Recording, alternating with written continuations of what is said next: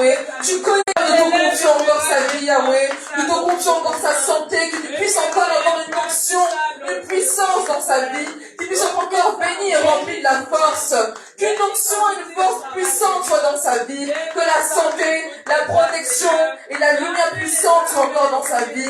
Merci pour la vie de notre serviteur. Merci car tu nous couvres au quotidien. Merci Yahweh car tu nous donnes encore la capacité, tu nous renforces au quotidien pour encore nous enseigner. C'est pourquoi nous te rendons grâce Yahweh, car c'est toi qui bénis notre serviteur. Nous te confions encore sa vie Yahweh, que ton armée céleste soit encore autour de lui. Merci Tout-Puissant pour la vie de notre serviteur. Merci car tu l'as encore choisi pour nous enseigner. Merci Roi des Rois pour la vie de notre leader. Au nom puissant de Jésus-Christ. Merci Yahweh pour la vie de notre serviteur. Merci pour tout ce que tu opères dans sa vie.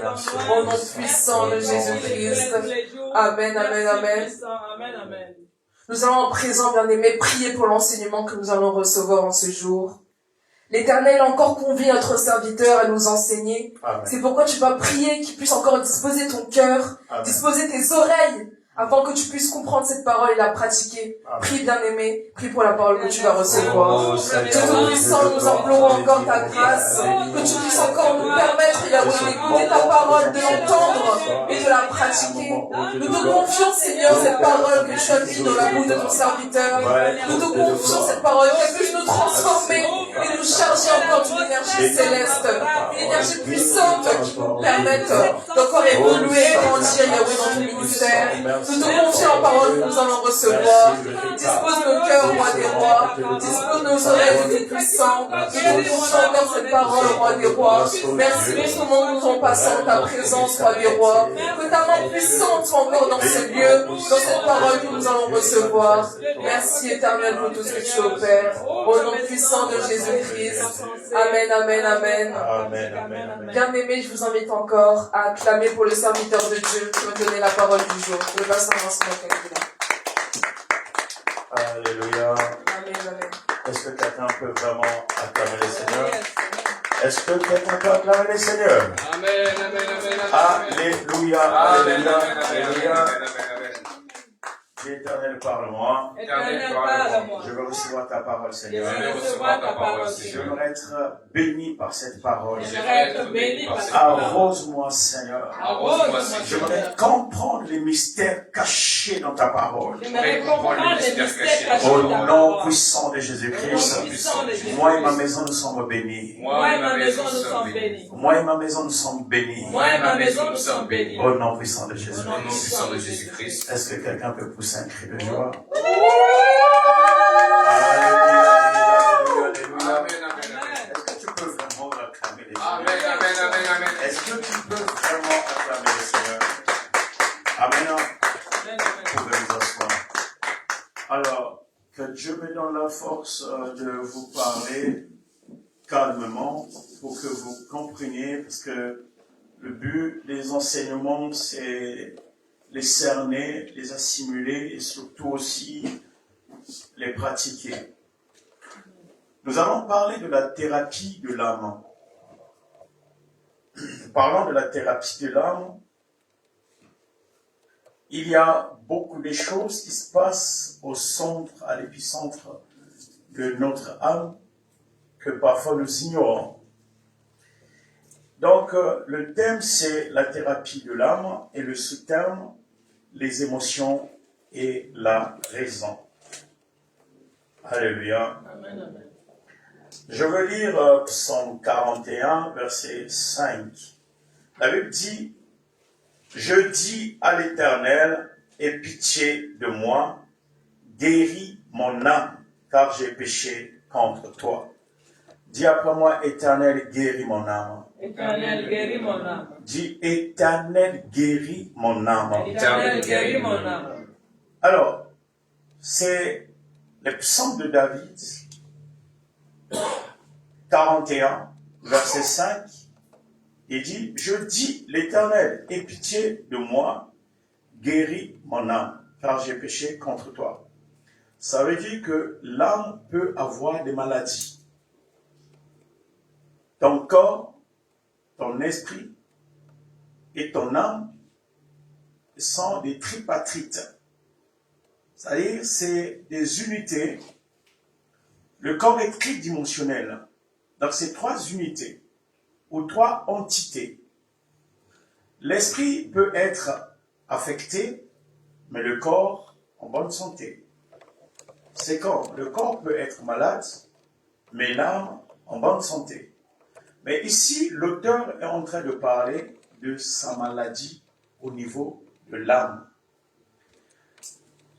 Nous parlons de la thérapie des blessures émotionnelles. Donc, s'il y a une thérapie de l'âme, l'âme, c'est le centre des émotions. L'âme, c'est le centre des pensées. Donc, quand on parle des émotions, nous voyons la joie, la haine, le rire, un état hilarant, oui, et les pleurs aussi. Donc, s'il y a thérapie de l'âme, ça veut dire qu'il y a aussi des blessures. Il y a aussi des maladies ou des microbes de l'âme aussi. Ici, nous allons plus parler de la guérison émotionnelle ou par ce qu'on appelle la logothérapie.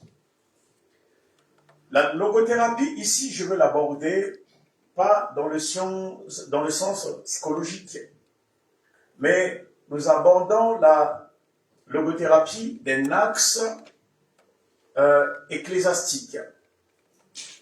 Alléluia. Amen, amen. Vous pouvez vous dire, mais c'est quoi la logothérapie? La logothérapie, c'est juste une approche thérapeutique qui aide les gens à trouver un sens personnel à leur vie. On te booste, on se dit, c'est te booster tes capacités à endurer des difficultés, des souffrances, à travers la recherche d'un but. La logothérapie, c'est une guérison que tu vas acquérir à travers la parole. Amen. Mais dans les hôpitaux, lorsqu'on pratique la logothérapie, on n'utilise pas la Bible. Donc, si même le monde a la capacité, les païens, le monde a la capacité d'utiliser la parole pour guérir l'âme, combien de fois la parole de Dieu? Amen, amen, amen. Alléluia. Amen. Est-ce que je suis en train de parler à quelqu'un? Amen, amen, amen. La parole de Dieu, c'est une vraie thérapie. Dis, ma thérapie, c'est la parole de Dieu. Ma thérapie, c'est la parole de Dieu. Dis, ma thérapie, c'est la parole de Dieu. Ma thérapie, c'est la parole de Dieu. David dit dans Psaume 41, verset 5, je dis, l'Éternel ait pitié de moi, guéris mon âme, car j'ai péché contre toi. Ça veut dire qu'on pêche, l'âme peut être aussi malade. Lorsque nous parlons des blessures émotionnelles, des blessures intérieures, les blessures de l'âme, ce n'est pas parce qu'on t'a scroqué de l'argent, ce n'est pas parce qu'on t'a fait une fausse promesse. Parfois, ça peut être un déséquilibre émotionnel. Alléluia. Amen, amen. Alors, on doit comprendre c'est quoi une émotion. Quelle est une idée sur l'émotion? C'est quoi une émotion, l'Église? L'Église est là, on doit aller un peu vite. C'est quoi une émotion? Oh, est-ce qu'il y a du monde dans l'Église? C'est un ressenti qu'une personne peut avoir à cause d'une situation. C'est un ressenti. Ouais. C'est quoi encore? Quelqu'un d'autre? C'est un sentiment. C'est un sentiment. Alléluia. On ne va pas interroger toute l'Église. Donc, l'émotion, c'est un état affectif intense. C'est un sentiment, un ressenti. Donc, une émotion n'est qu'un ressenti. Une émotion n'est qu'un état affectif intense. C'est la personne qui ressent les émotions. Et les émotions, on peut les contrôler. Amen, amen. Amen, Alléluia. amen, amen. Voilà pourquoi je vous ai dit le plaisir. La colère, ce n'est qu'une émotion. Même la douleur aussi, ce n'est qu'une émotion. Alors, vu que le sous-thème, nous parlons des émotions et la raison, c'est quoi la raison? L'église est là. C'est quoi la raison? Nous sommes mercredi. Le mercredi, c'est là où on pose des questions. Le mercredi, c'est les échanges pour permettre que tout un chacun de nous puisse grandir spirituellement. Alors, c'est quoi une émotion, une raison? On parle très vite. La raison, c'est que c'est défini comme une analyse par rapport à un sujet, une analyse ou une pensée. Oui, une analyse, Une idée. c'est une idée. C'est quoi une raison? C'est le fait de raisonner sans être dans les émotions. C'est le fait de raisonner sans être dans les émotions. C'est une façon de voir les choses. C'est une façon de voir des choses. C'est bien, papa Ferdinand. Oui, maman? C'est quoi une raison? La raison. Oui, frère? C'est une manière d'agir sans penser avec les émotions. Oui, maman, tu allais dire quoi? La raison, vous avez raison. En fait, la raison, c'est la faculté qui permet à l'être humain de connaître, de juger. Tout ce que vous avez dit, c'est vrai, d'analyser. Donc, c'est une faculté qui permet à l'être humain de connaître, de juger, d'agir conformément à des principes. Nous tous, nous n'avons pas la même manière de comprendre les choses et de les interpréter. Nous interprétons, nous comprenons par rapport à notre faculté cognitive. L'Église est là. Amen, amen.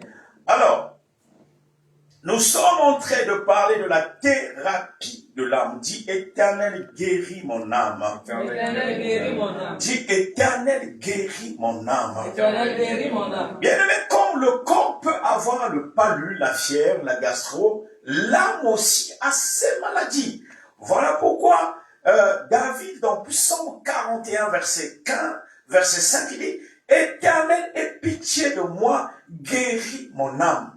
Et souvent, vous allez remarquer les maladies de l'âme, ça pèsentit, ça appuie juste sur les pensées, sur les raisonnements. Et beaucoup de maladies de l'âme ne sont pas réellement, c'est-à-dire, c'est pas des maladies parfois qu'on peut dire qui sont précises où la personne a effectivement raison.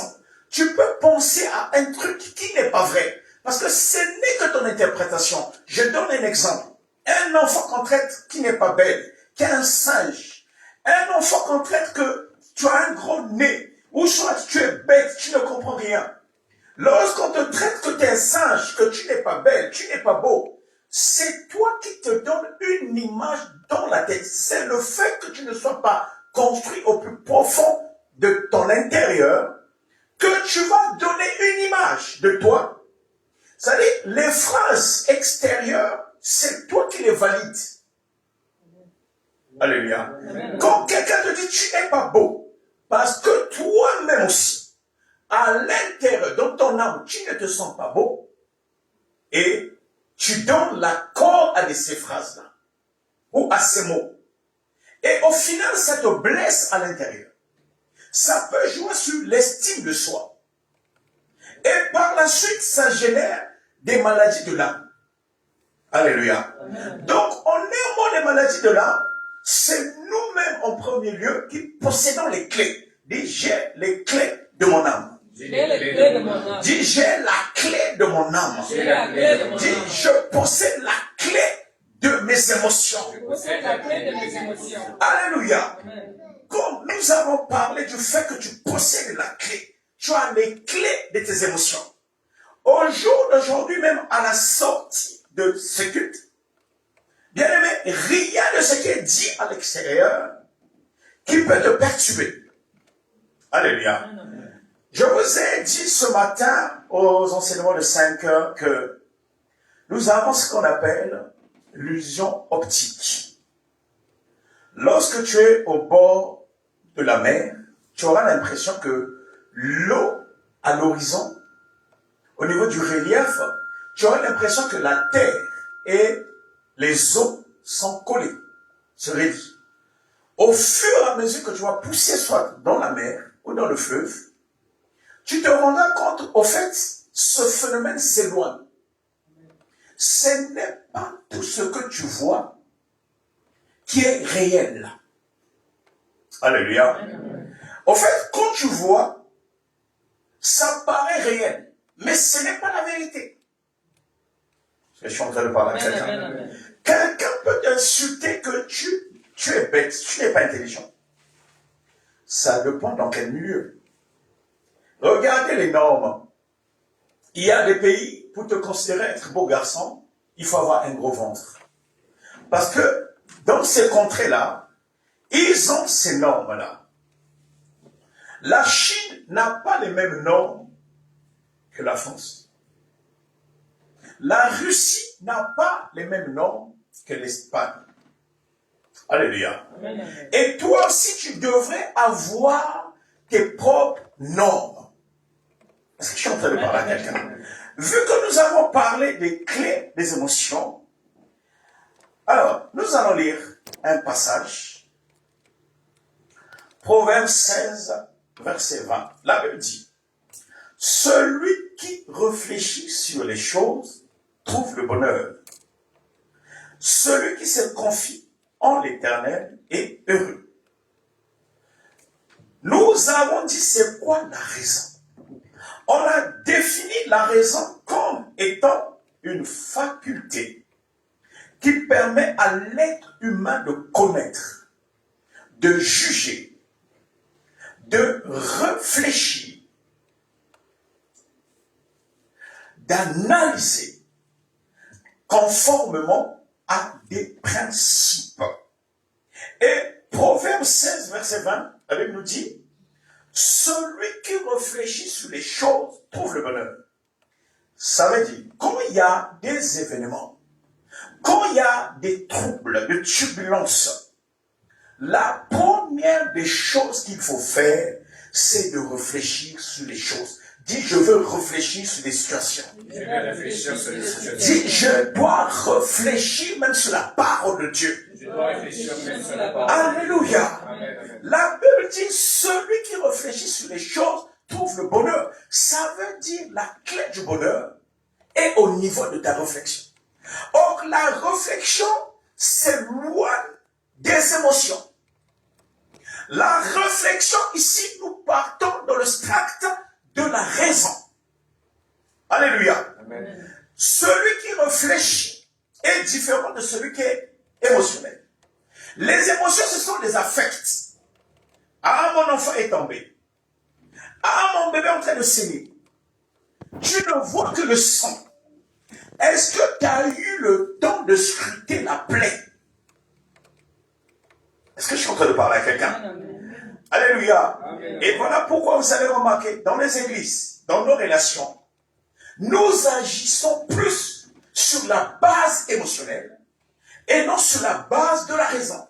Dans toute chose, quand tu réfléchis, quand tu prends le temps de réfléchir, tu trouveras le bonheur. Amen. Oh, l'église est là. Amen. Amen. Alors, comment trouver son point d'ancrage dans le tourbillon émotionnel?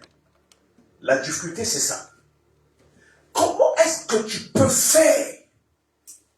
Comment est-ce que tu peux trouver ton point d'ancrage dans un tourbillon émotionnel? Un point d'ancrage, c'est-à-dire ce qui te permet à ne pas tomber, à ne pas succomber, à ne pas flancher quand il y a, bien aimé, déferlement émotionnel. Il y a des situations qui arrivent, bien aimé. Si tu y tiens pas,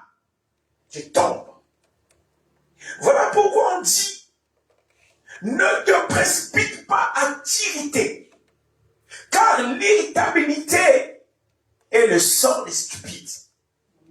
Ne te précipite pas à t'énerver, à te mettre en colère. La Bible dit, celui qui réfléchit sur les choses trouve le bonheur. Amen, amen, amen. Alléluia. Amen, amen. Bien aimé, il y a beaucoup de choses que nous ne réfléchissons pas. Tu sors, tu rencontres un groupe d'amis. Tu commences à acheter à boire, sans réfléchir. Un concours entre vous, compétition, qui picole plus. Là, il n'y a plus la raison. Il n'y a plus la réflexion. Donc, tu es en pleine guerre. Tu n'as pas l'argent. L'incompréhension dans ton couple. Des années passent, se succèdent. Mais tu as l'impression que tu n'avances pas. Comment trouver le point d'ancrage dans un tourbillon émotionnel? Premier point. Il y a ce qu'on appelle la dichotomie du contrôle. Dis après moi, la dichotomie du contrôle. La dichotomie du contrôle. Il te faut d'abord comprendre ce qu'on appelle la dichotomie du contrôle. Souvent, on parle aussi, dans un langage classique, de la dichotomie entre la raison et la passion. Vous allez trouver ça, souvent les médecins, psychiatres et même les psychologues parlent souvent de ça. La dichotomie entre la raison et la passion. Je veux m'expliquer. Il y a des gens qui ont un péché mignon, par exemple à des belles voitures. Certaines personnes ont une faiblesse devant les belles filles. D'autres personnes, leur péché mignon, c'est l'argent, une faiblesse devant l'argent. Certaines personnes, une faiblesse au jeu de loterie. Vous savez, j'ai vu des personnes, il obtient son salaire, il ne rentre pas d'abord à la maison, il ne comptabilise pas, il va direct au jeu de loterie. J'ai regardé avant-hier au journal, il y a des statistiques des adolescents, des lycéens, les jeunes de 15 ans, jusqu'à 18 ans, 20 ans, cette tranche d'âge est en train de monter en pic à l'addiction des jeux. Et il y en a qui s'endettent. J'ai vu une jeune fille, je ne sais pas, de 18 ans à peine, qui a au moins 80 000 euros de dette. Donc, crédit sur crédit. Alors, il y a l'adrénaline qui monte crescendo du fait que dans la tête, on se dit, si je joue à ces jeux, je vais escompter et je veux gagner, je ne sais pas, une somme faramineuse. Et là, il y a maintenant ce qu'on appelle la dichotomie entre la raison et la passion. Alléluia. Amen, amen. Alléluia. Amen, amen. Donc, dans la dichotomie du contrôle, ce qui est plus important, c'est de savoir ou de comprendre notre apanage. Ça veut dire, tu dois comprendre ce dont quoi tu as la maîtrise du contrôle. Amen, amen. Alléluia. Amen. Ça peut paraître perplexe ou compliqué. Je vais donner des exemples les plus simples. Tu es à un arrêt de bus, c'est un dimanche. Tu es en train de venir à l'église. On t'annonce le bus arrive dans 2 minutes. Quelque temps après, on affiche le bus a un retard de 4 minutes. Et après 4 minutes, on réaffiche le bus aurait un retard de 5 minutes encore. Après 5 minutes, le compteur change encore. Rebascule 8 minutes. Après 8 minutes, on rebascule 15 minutes. Ce sera dans quel état? Quel état, frère Ferdinand? Un peu nerveux et puis impatient. Impatient, nerveux. Là, ça devient quoi? Les émotions. Frère Noé, tu serais comment? Stressé. Stressé, des émotions. Maman Audrine, en colère. Je ferais rien du tout. J'attends. Tu ferais rien du tout. Vous allez voir la réaction, allez, de prédilection, la réaction, la première qui va surgir, c'est les émotions. C'est là où vous allez remarquer, on est plus des êtres émotifs que des êtres raisonnés. Alléluia. Pourquoi? Toi, ça dit la dichotomie du contrôle, où comprend notre apanage. Le bus qui est en retard, tu ne peux rien faire. Que tu te nerves, que tu stresses, que tu te mettes en colère, ça ne va pas précipiter le bus d'y arriver à l'heure. Amen. Alléluia. Tu mets en valeur, en lumière les émotions. Donc, dans la dichotomie du contrôle, il faut se dire, comprends ce dont tu peux contrôler. Tu as les clés des émotions. Si tu ne décides pas à être stressé, tu le peux. Ce n'est pas en te mettant en colère que les choses vont changer. Et c'est d'où la naissance des maladies de l'âme. Le stress génère quoi? L'église. Le stress, ça génère quoi? Hein? L'anxiété, l'hypertension, trop de colère, trop de pleurs. Ça génère quoi? Le diabète aussi. Alléluia. Vous voyez, ça part d'un point insignifiant. Tout ça là, c'est quoi? Le fait de ne pas avoir le contrôle, la dichotomie de contrôle. Le fait de ne pas comprendre les éléments extérieurs et intérieurs. La raison est intérieure. Les émotions aussi sont intérieures. Mais c'est toi qui as les clés, qui est au centre. Alléluia. Amen. Alléluia. Amen. Je donne encore un exemple. Tu organises une grande fête. En plein être. En plein air. Là, nous sommes en été. Tu as misé ta fortune. Une décoration, mais de malade. Et avant que les invités arrivent, il y a une grande pluie. Alors que tu as mis beaucoup d'argent, c'est-à-dire une pluie accompagnée de tornades. Et aucun invité n'a plus cette prérogative de se présenter à ta fête. Qu'est-ce qui serait ta réaction? L'église. Est-ce que l'église est là? Amen, amen. Répondez-moi, tu as misé sur une fête en plein air. Tu as mis beaucoup d'argent. Et avant l'heure de la fête, donc la fête va commencer à genre 15 heures et à partir de 12 heures, une grosse pluie. Et tu sens que cette pluie ne va pas s'arrêter. Frères et sœurs, quelle serait ta posture, ta réaction? Si on ne se maîtrise pas, on peut plonger dans les émotions, la tristesse. La tristesse, quoi encore? La déception, quoi encore? La colère. Alléluia.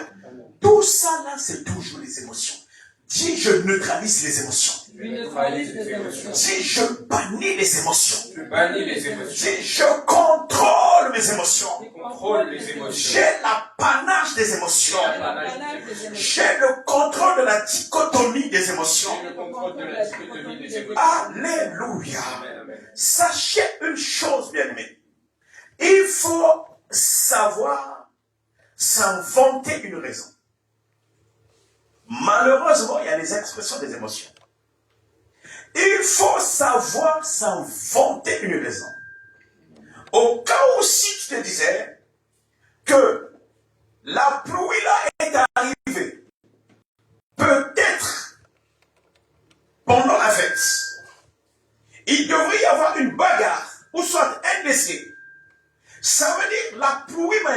une prison. Là, c'est réinventer une raison. Alléluia. Alléluia.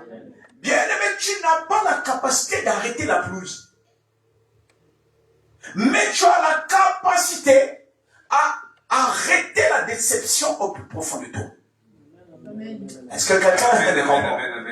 Ta famille peut te détester. Tout le monde peut taillir. Mais si tu es capable à contrôler tes émotions, tu peux leur trouver une raison ou une excuse qui fait pourquoi ces derniers te haïssent.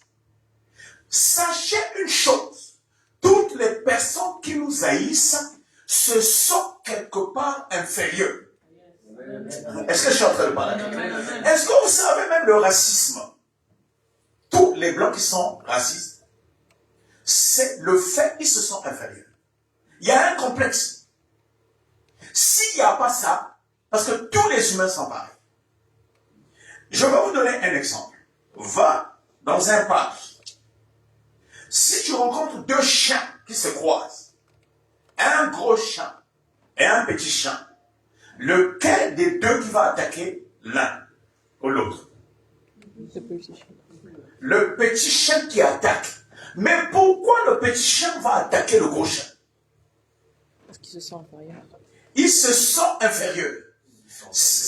Hein? Ils se sentent en danger. Ils se sentent en danger. Ça s'appelle le mécanisme de défense. Quelqu'un qui t'attaque, c'est juste pour se défendre. Parce qu'il y a l'étrangeté en face de lui. Il y a quelque chose d'étrange. Regardez ce qui est en train de se passer en Afrique du Sud. La xénophobie. Le fait de détester les étrangers. C'est juste d'un point culturel. Mais après, on ne peut pas mélanger tout le peuple. Il y a un hic au niveau de la structure émotionnelle. Et même au niveau de la structure intellectuelle. Voilà pourquoi la Bible dit mon peuple périt par manque de connaissances. Quelqu'un qui t'attaque, qui te traite de sage. C'est juste si tu pleures, si ça te fondre, parce que tu as interprété dans ton intellect et tu t'es défini en image de sage. Alors que tu as la capacité de redéfinir les choses. Est-ce que je suis en train de parler à quelqu'un? Alléluia. Amen. Est-ce qu'on peut acclamer l'Éternel? Est-ce qu'on peut acclamer l'Éternel? Bien aimé, aucune parole extérieure ne va plus te blesser. Amen. Je dis aucune parole extérieure ne va plus te blesser. Aucune réaction extérieure ne va plus te blesser.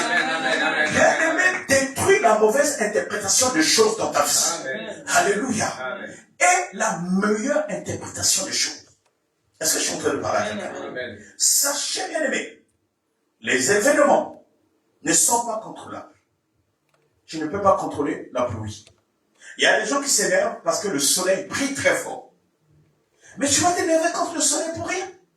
Il va continuer à briller. Il y a des gens qui sont en colère quand il y a l'hiver. Vous allez remarquer beaucoup de déprimes pendant l'hiver. Et ce changement thermique ou climatique, quand il y a le soleil, les gens commencent même à porter les couleurs de gaieté, les couleurs joviales. C'est une forme aussi d'interprétation des émotions. C'est-à-dire, bien aimé, on peut être en hiver, mais toi, dans ton cœur, tu as un soleil. Amen. Alléluia. Tu ne dois pas dépendre aux astres. Tu ne dois pas dépendre, bien aimé, parce que nous sommes trop en attente des attentions des uns et des autres. Est-ce que je suis en train de parler? Amen. Le deuxième point, parce que comment trouver son point d'ancrage dans les troubles émotionnels? Le premier point, nous avons dit, il y a la dichotomie du contrôle, comprendre notre apanage. Et souvent, on parle aussi de ce qu'on appelle la dichotomie entre la raison et la passion. Voilà pourquoi, bien aimé, le travail du pasteur, ce n'est pas seulement venir parler des démons. Alléluia. Jésus a enseigné. Amen. Alléluia. Il y a des enseignements qui musclent ton âme. Parfois, tu avais quelque chose qui te faisait mal dans ta tête, dans ton cœur, mais tu peux te dire, c'était rien du tout. Regardez comment ou combien de couples qui se séparent justement par le dialogue. On ne se communique pas, on ne se parle pas, et pourtant vous parlez. C'est quoi la communication? C'est quoi le dialogue? Ça ne veut pas dire, il faut que nous ayons des mots symétriques. On peut avoir un langage asymétrique. C'est-à-dire des choses qui ne cristallisent pas, qui ne fusionnent pas. Mais on peut marcher ensemble. Sachez une chose, la diversité d'idées n'est pas une tare, mais c'est une richesse. Amen. Alléluia. Amen. Il faut du bleu, du jaune, du vert, du rouge, du noir et du blanc pour former l'arc-en-ciel. Alléluia. Et souvent, vous allez remarquer presque tous les drapeaux de toutes les nations n'ont pas une seule couleur. La France, bleu, blanc, rouge. Le bleu a son rôle. Le blanc a son rôle. Le rouge aussi a son rôle. Mais tous, ça fait partie d'un seul drapeau. C'est là où vous avez remarqué, si nous n'avons pas des familles solides, des couples solides, les enfants qui ne sont pas solides, on ne comprend pas la notion de dialoguer. On ne peut ne pas être d'accord sur un point. Mais cela ne doit pas être source des ennemis, d'adversité, des crises et des tensions. Tout on peut s'expliquer. Vous allez voir, même dans les églises, on peut prêcher sur une thématique. Parce que le pasteur a parlé des animaux. Et toi, tu as des animaux chez toi. Je te dis, oh waouh, je ne mettrai plus mon pied dans cette église. Comment? On est libre d'avoir un chien, d'avoir un chat, d'avoir, je ne sais pas, un lapin, d'avoir un oiseau. On n'interdit pas. Mais tout peut s'aborder. Dis, je dois être ouvert au dialogue. Je dois être ouvert au dialogue. Dis, je dois être ouvert au dialogue. Je dois être ouvert au dialogue. Bien aimé, regardez les Occidentaux. Comment ils dialoguent? Tu verras un fils, une fille, organise son mariage. Il décide, il ne va pas inviter papa et maman. Les Africains, tu organises quelque chose parce qu'on n'a pas invité maman. Ah ouais, donc nous, tu ne nous aimes pas. Tu préfères tes amis, donc ta famille, c'est ta copine. Qui a dit ça? Est-ce que c'est ce qu'il a dit ou c'est ce qu'elle a dit? Ça ne veut pas dire que ta fille va aller célébrer le mariage ou son anniversaire. À l'école, nous voyons même des enfants fêter leur anniversaire, sans pourtant que les parents soient là. Est-ce que je suis en train de parler à quelqu'un? Amen, amen. Est-ce que je suis en train de parler à quelqu'un? Bien aimé, avec le temps, il faut au niveau, c'est-à-dire nos capacités, c'est nos facultés, nos capacités cognitives, c'est-à-dire il faut qu'on ait un flux de réflexion très élevé. Amen, amen. Et il faut bien aimer, c'est-à-dire qu'on quitte le bas, qu'on réfléchisse un peu d'un niveau, c'est-à-dire qui dépasse même notre raisonnement. Est-ce que je suis en train de parler? Vous allez remarquer les gens se déchirent sur les futurités. Il y a même des guerres en Afrique. Quand tu vas voir, dans le fond, c'est un problème insignifiant. L'église est là. Amen, amen. Le deuxième point d'ancrage, c'est ce qu'on appelle la réflexion-réaction. La réflexion-réaction, il faut comprendre une chose que dans l'ère numérique, l'immédiateté est célébrée. L'analyse, le discernement est désuet. C'est comme si c'était obsolète. Les émotions exigent une réponse rapide. Il faut savoir, les émotions, c'est un état d'urgence. Remarquez, il y a ton argent, on te volait de l'argent. Et un jour, par exemple, maman Cécile, tu as de l'estime ou l'amour pour ta fille Émilie. Alors que tes économies que tu mettais, je ne sais pas, quelque part, le cœur va être blessé. Ou tu descends au rez-de-chaussée, même au garage, tu viens trouver la sœur en train de couper tes pneus. Elle était créée une crévision. Une crévision, en fait. La première des réactions, le cœur va être blessé. Alléluia. Amen. Amen. Alléluia. Amen. Tout ça là, c'est quoi? C'est les émotions. Les émotions te mettent dans un état d'urgence. Regardez, on nous parle de l'histoire de Jacob et Ésaü. La Bible dit Ésaü avait faim. À cause des lentilles, parce qu'il avait faim, il revenait de la chasse, il a vendu son droit de naissance. Une sensation. Vous savez, tout à l'heure, avant de commencer ma prédication, je me posais la question. Je ne vais pas dire en direct, parce que j'ai senti une petite maladie. Mais, vu que je me suis lancé dans l'enseignement, le cerveau s'est déconnecté de la petite pathologie qui a surgi en route, et je ne le sens plus. Et vous allez voir, dès que je vais rentrer chez moi, ça va se déclencher. Parce que je n'ai pas laissé la place aux émotions. Amen. Alléluia. Alléluia. Bien-aimés, le monde d'aujourd'hui nous impose ce qu'on appelle la promptitude. La promptitude, c'est le caractère d'agir vite.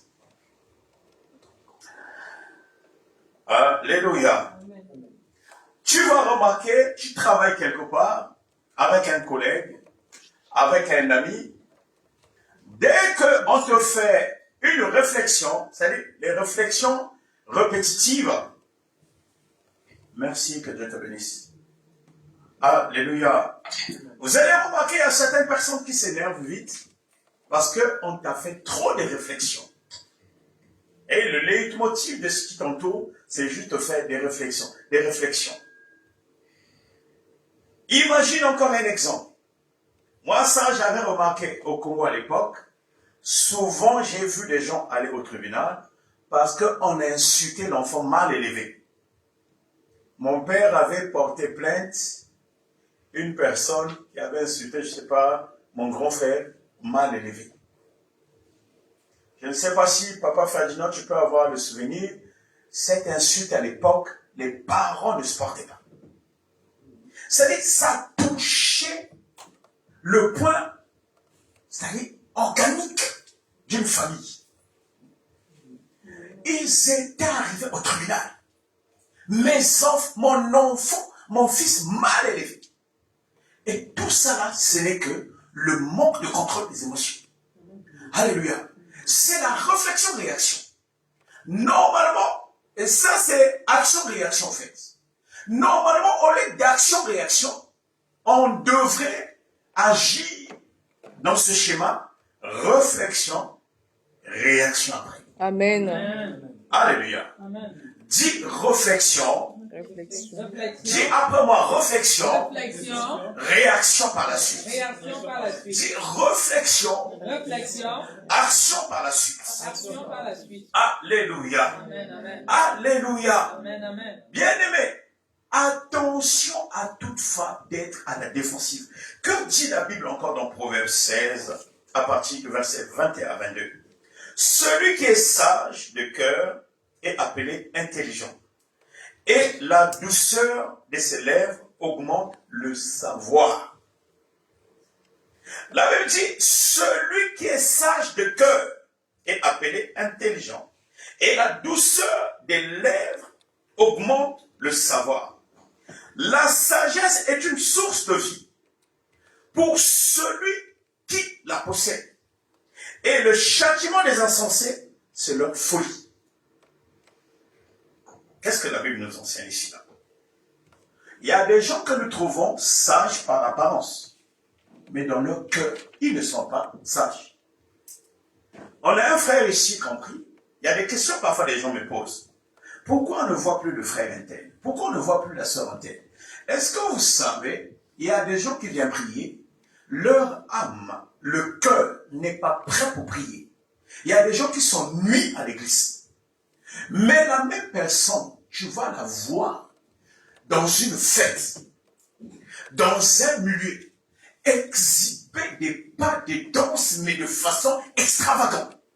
Ça veut dire, la personne est réellement dans son élément. Alléluia. Amen, amen.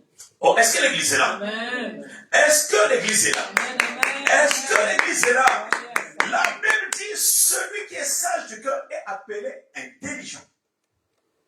Donc l'intelligence, c'est d'abord avoir une sagesse de cœur. Et on dit, la sagesse est la source de vie. Pour celui, on dit, je reprends d'abord, au 21, celui qui est sage du cœur est appelé intelligent. Et la douceur de ses lèvres augmente le savoir. La maîtrise de soi augmente le savoir. Amen. Tu vas remarquer quand tu es fâché, quand tu es tellement, c'est-à-dire stressé, quand tu es tellement en colère, même faire des phrases correctes en français, tu auras du mal. Il y a des réactions avec la colère. À la police, qu'est-ce qui se passe même au tribunal? La police a une technique psychologique, c'est de te presser, de te stresser. Souvent, quand tu es stressé, quand les émotions sont d'abord en valeur, quand les émotions sont en exerce, tu verras la formulation de tes phrases va être déconnectée. Et au final, ton raisonnement va être bancal. Beaucoup de gens tombent au tribunal, ce n'est pas parce que ce ne sont pas des intellectuels. Voilà pourquoi vous allez voir un ministre, lui-même, il est de formation avocat. Mais quand il a un problème au tribunal, il lui faut un avocat. Pourquoi? Parce que ton avocat, il y a un écart. Il n'est pas dans la situation. Il aura plus la maîtrise du contrôle de la dichotomie entre la passion et la raison. Amen. Alléluia. Et nous, on a du mal. Dis, je serai guéri de l'âme.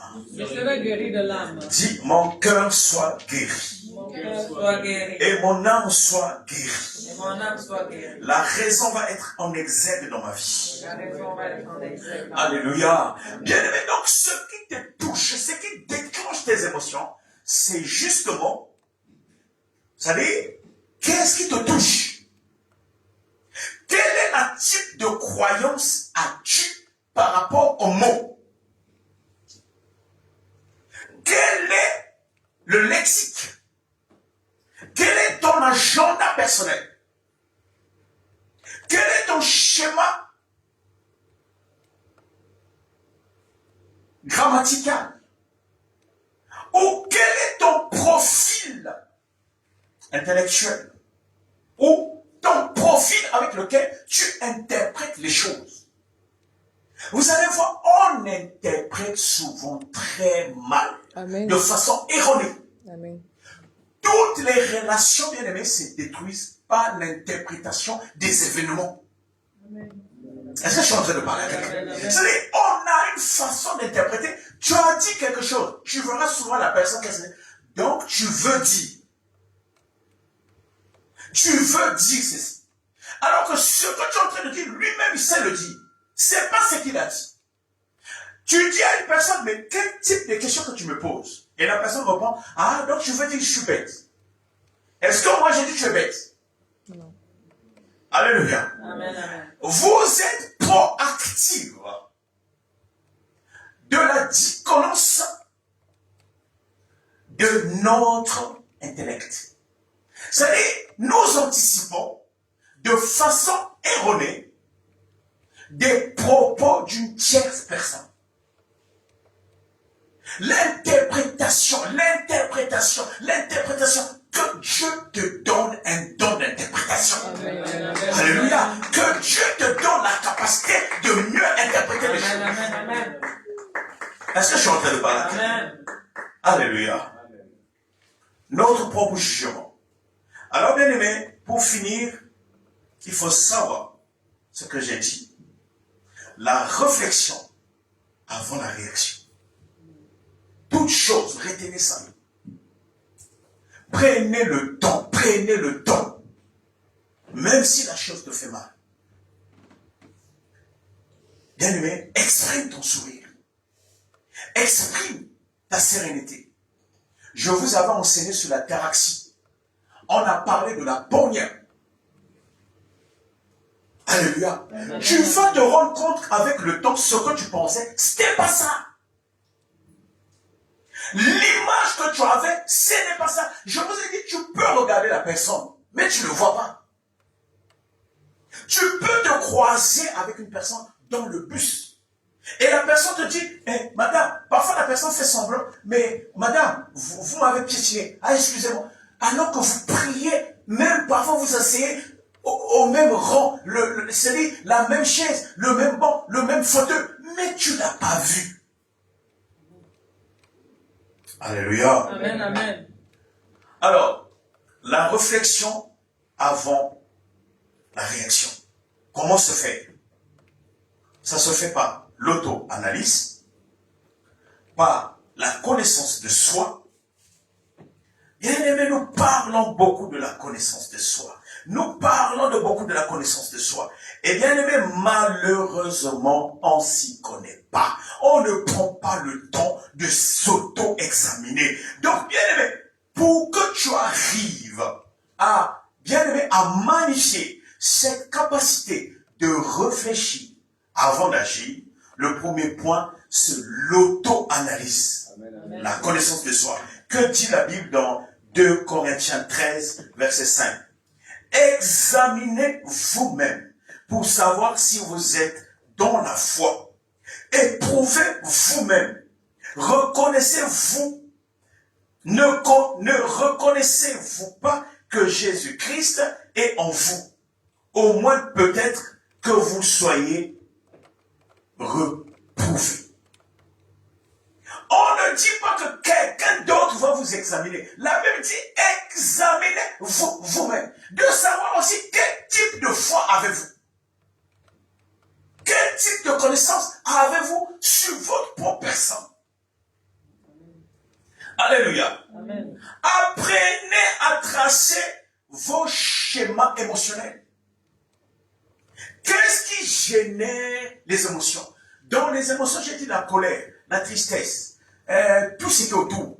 Tu dois cibler. Alléluia. Amen, amen. Et il y a aussi ce qu'on appelle la procrastination émotionnelle. Reporter les émotions. Avant, moi, je n'arrivais pas.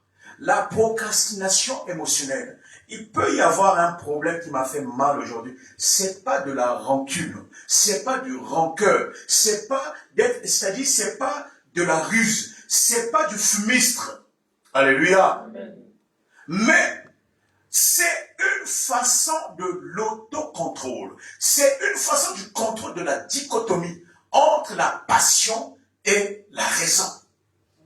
Quelque chose t'a fait mal aujourd'hui. Ton fils t'a insulté. On t'a violenté. On t'a mal parlé. Ou tu as vu une action qui t'a fait mal. Toi-même, au niveau de ton mental, tu commences à imager. Tu commences à mettre bien une interprétation propre pour toi, mais qui n'est pas vraie. Procrastine. La procrastination émotionnelle va te permettre plus tard de te projeter et de s'asseoir avec toi-même et te rendre compte que ce que tu pensais, c'était pas ça. L'église est là. Amen, amen. Un autre point, avoir des espaces de choix libres. Ce qu'on appelle les zones tampons. Les zones tampons, c'est comme il y a des personnes, dans leur façon de faire, il y a beaucoup de zones d'ombre, de flou. Et les zones tampons, c'est des zones qui te permettent un peu, entre toi, de te dialoguer toute seule. Il y a beaucoup de choses à apprendre.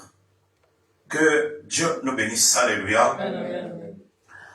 Tu ne dois pas agir, ou tu ne dois pas agir avec impulsion, mais tu dois agir avec intention et non impulsion.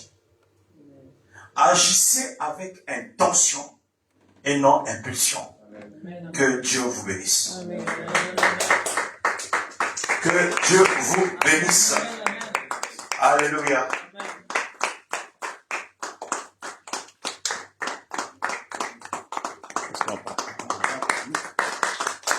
Alléluia, alléluia. Amen, amen, amen. Est-ce que quelqu'un dans la voix d'un aimé? Amen, amen, amen. Tu vas à présent, bien-aimé, rendre encore grâce à l'Éternel pour la parole que tu as reçue. Tu vas bénir cette parole que tu as reçue encore, bien-aimé, et tu vas bénir ton retour, afin que chacun de nous puissions disposer à avoir une belle soirée. Prions, bien-aimé. Éternel mon Dieu, nous te confions encore la parole que nous avons reçue en ce jour. Nous te remercions, Seigneur, car tu nous as encore appris comment maîtriser nos émotions et comment mettre en place la raison dans nos vies. C'est pourquoi nous te rendons encore grâce, Seigneur, et nous te remercions pour la parole que tu nous as offerte en ce jour. Nous te confions encore, Seigneur, notre retour, et nous te confions notre soirée.